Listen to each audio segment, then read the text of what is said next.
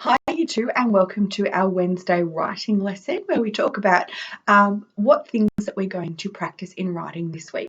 And one of the key things with narrative text in U2 is that we need to practice what we call innovating on a text or twisting a story that we know. So it might have some characters who behave in a different way, or an ending that might be different, or maybe changing some of the problems. So today we are going to use the start of our story from last week, Jack and the Beanstalk, and we've gotten up to the first part of the complication. You can still see mine behind. Today I've popped a clip in Padlet for you to have a look at, all about writing a new ending, which is going to be our focus for this week. So we have already explored Jack and the Beanstalk in the traditional way, and we watched a clip about that last week. Today, we're going to have a little think about what we could change in that story to make it a little bit different. And this is a book that I have. It's a little bit too long to read to you, but it's about Jack and the Beanstalk, but told from the perspective of the giant. And he doesn't like Jack very much. Um, Jack and the Beanstalk is actually one of those funny fairy tales that I've always struggled with as well, because it seems like Jack, even though he was very poor, he did steal things from the giant, and then he went on to live happily ever after. And even though the giant wasn't a very nice person, he did want to eat Jack. He had something taken away from him, and it was never really resolved very well. So I always thought that Jack wasn't very nice either.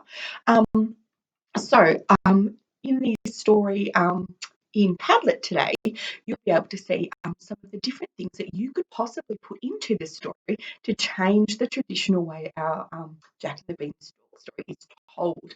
For example, this one is Jack and the Beanstalk. You can see this book is by a famous Australian author called Babette Cole and Prince Cinders. Now you can tell by the front cover there that there's a prince and he's doing a lot of cleaning. And the word cinders reminds me of another fairy tale about a princess called Cinderella, and she did a lot of cleaning as well. So this is what we call a twisted fairy tale, where the author has chosen to have characters similar to the traditional story, but they behave in a different way.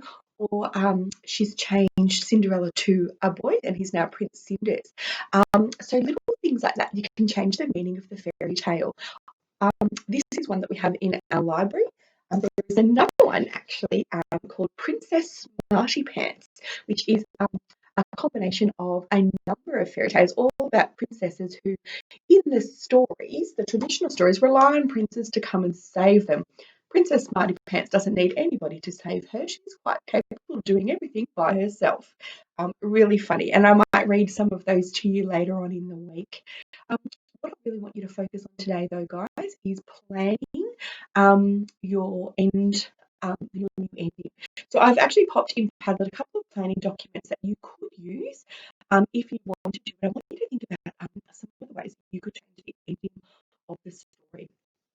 Now, when you're thinking about characters behaving in different ways, I'm sure that lots of you have watched the film Shrek, which has lots of fairy tale characters in in that series of movies. I think there's around 4 of them, and they don't behave the way that they normally would in traditional stories.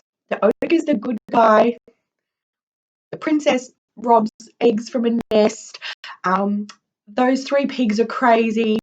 The prince, Lord Farquaad, isn't actually very nice. So there's a whole range of things going on with fairy tale characters in that story that are twisted or they're innovated on, which is the skill that we're practicing. On Friday, we've popped a movie in for you on Padlet called Hoodwinked, and it's a retelling of the story of Little Red Riding Hood, where the characters are all doing things that they wouldn't normally do in traditional stories. So I'm looking forward to seeing what you come up with for Jack and the Beanstalk. It's our first try on innovating on text and practicing, and I'm loving to see what you can come up with. I'm not going to model first. I want to see where you guys are up to in your learning so that we know what skills that we need to practice.